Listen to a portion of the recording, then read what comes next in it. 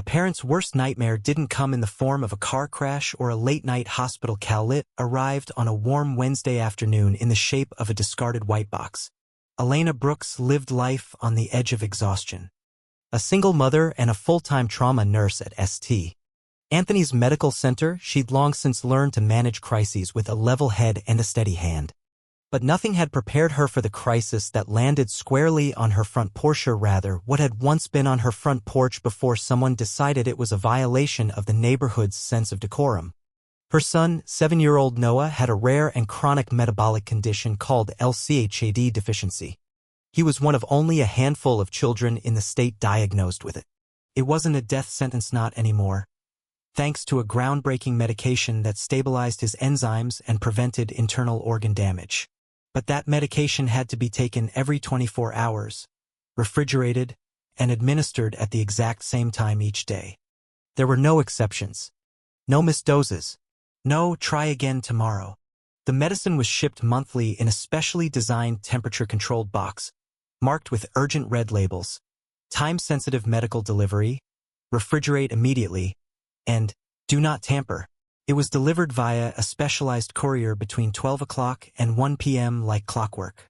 Elena had arranged everything meticulously. That day, she was working a double shift, so she asked her neighbor across the street, Mrs.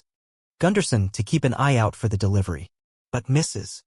Gunderson had a dentist appointment she couldn't reschedule, and Elena, used to things running smoothly, trusted the process. After all, the box was unmistakable. It practically screamed its importance. At 12:16 p.m., Elena received the notification. Package delivered. She opened her Ring app and watched the courier walk up, place the container carefully beside the welcome mat, snap a confirmation photo, and leave. By all appearances, everything was going to plan. But when Elena finally got home just after 5 p.m., bone-tired and aching from a 14-hour shift, she kicked off her shoes, unlocked her door, and froze. The porch was empty. No white box. No note. Nothing. Her breath hitched in her throat. Her first thought, porch pirates. It had happened before in other neighborhoods. She fumbled for her phone and rewound the camera footage. There was the delivery guy. All normal. Then at 12:47 p.m. another figure appeared. A man, mid-40s, khakis, tucked-in blue polo, clipboard in hand. Around his neck, a badge. The logo on his shirt was unmistakable Chestnut Ridge Homeowners Association. He didn't knock, didn't ring the bell. He glanced down at the box, scanned it with his phone, lifted it like it was nothing, and walked away. Her jaw dropped. This wasn't theft. It was official. It was deliberate. At 6:19 p.m. her email chimed. Subject line, Violation Resolution Notice Parcel Removal. The body of the email cited Regulation 6.4 of the Chestnut Ridge HOA bylaws, banning unattended items left on visible surfaces for more than 30 minutes. It concluded, your violation has been resolved. Item disposed. Disposed? They had thrown it away. A box clearly labeled as life-saving, time-sensitive medical delivery. She reread the email 3 times before her knees gave out. Sitting in her kitchen, hospital badge still dangling from her scrubs, antiseptic still clinging to her skin, Elena realized something unthinkable had happened. Her son's medication was gone. And it wasn't coming back. She tried calling the HOA's office immediately. Straight to voicemail. She left a message, voice shaking but composed. The refrigerator in the hallway hummed empty. Mocking. That night, she couldn't sleep. Noah had managed to eat a little and she kept him hydrated, but every second that passed without his treatment felt like holding her breath underwater. At exactly 8:02 a.m. the next morning, Elena called the HOA again. This time, someone answered, a saccharine voice that sounded like it belonged to someone smiling through gritted teeth. Chestnut Ridge Homeowners Association, this is Amber. Elena didn't waste time. Hi. My name is Elena Brooks. I live at 48 Alder Drive. I need to speak with someone about a package that was removed from my porch yesterday. A pause. One moment, please. Click. Then a new voice came through, curt, clipped, almost mechanical. This is Brenda Cullen. Elena knew the name. President of the HOA. A woman with a reputation for ruling with the kind of iron fist that would make military commanders seem lenient. She once fined a resident $75 for having a wreath that clashed with the seasonal aesthetic. I'm calling about a package that was taken from my property, Elena said, trying to keep her voice calm. It was my son's medication. It's refrigerated, expensive, and critically time-sensitive. Brenda didn't miss a beat. Yes, that removal was in line with policy. The package was left unattended on a visible surface for more than 30 minutes. In direct violation of Regulation 6.4. You threw it away? Elena asked, stunned. We do not open private parcels, Ms.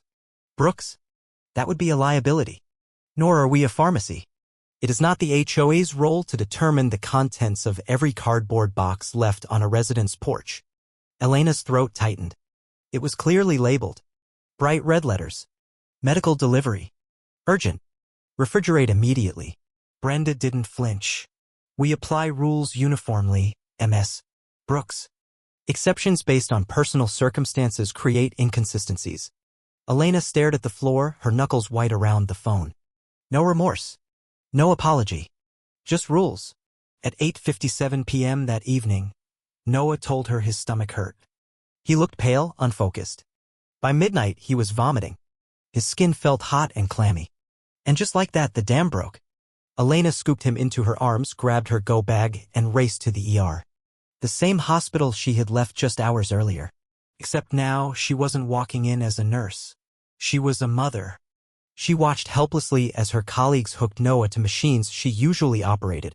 IVs, heart monitors, oxygen sensors. The beep of a slow, unstable heartbeat filled the room like a ticking clock. In the hallway, she was on her phone with insurance, pleading.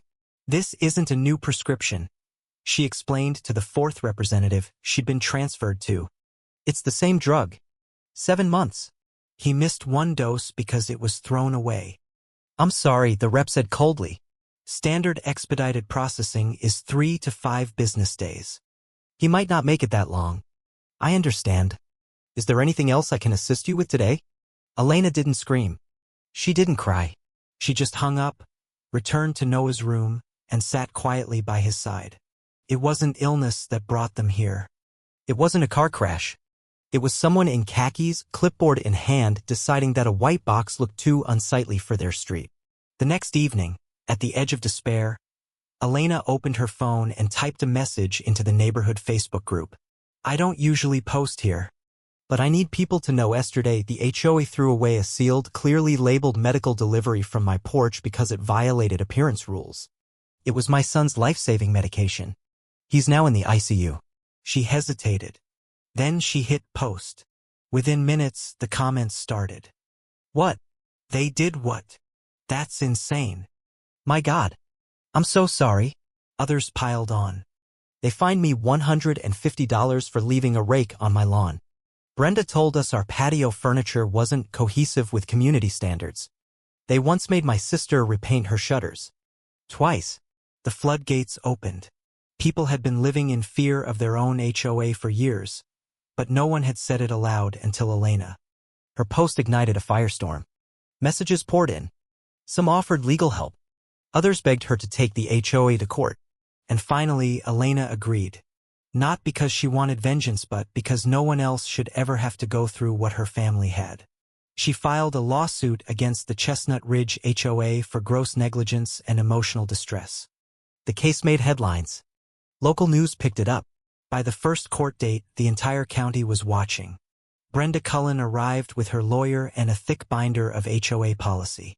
She looked smug and absolutely sure she was going to win. The association acted within the bounds of its authority, her attorney told the judge. There was no intent to harm. Ms. Brooks had the opportunity to make alternative arrangements. But Elena wasn't interested in legalese. She brought evidence. She played the Ring camera footage for the core, the delivery, the red-labeled box, the HOA rep walking away with it like it was junk mail. Then she took the stand. This wasn't a box of socks, she said. It wasn't a pile of clutter. It was my child's medication, clearly labeled. And someone decided that their power meant more than my son's life. The judge, a stern man named Harold Dunley, known for being sympathetic to HOAs, leaned forward, his expression unreadable.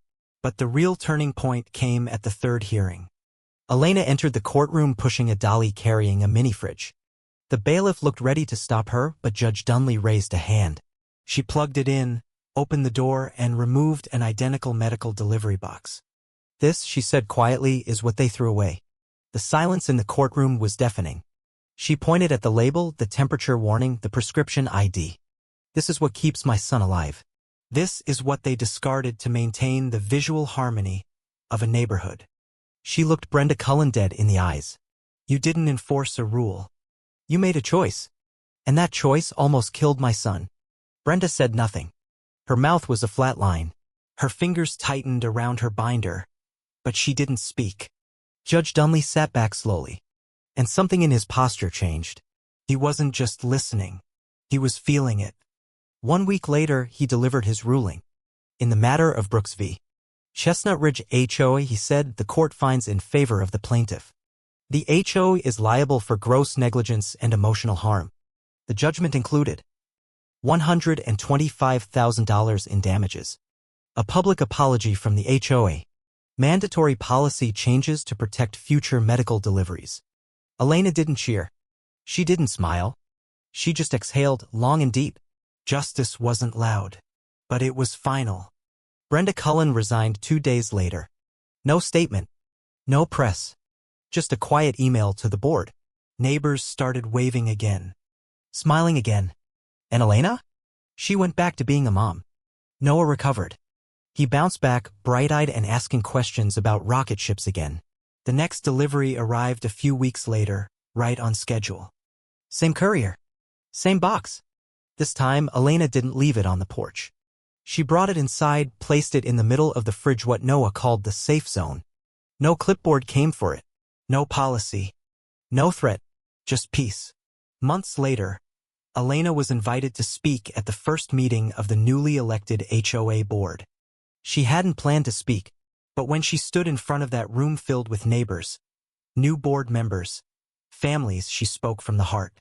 "Rules matter," she said, "but they're meant to protect us, not punish us. When we forget that, we lose what makes us a community." And for once, the room stood for her, not out of obligation, but because truth had finally been spoken and heard and remembered.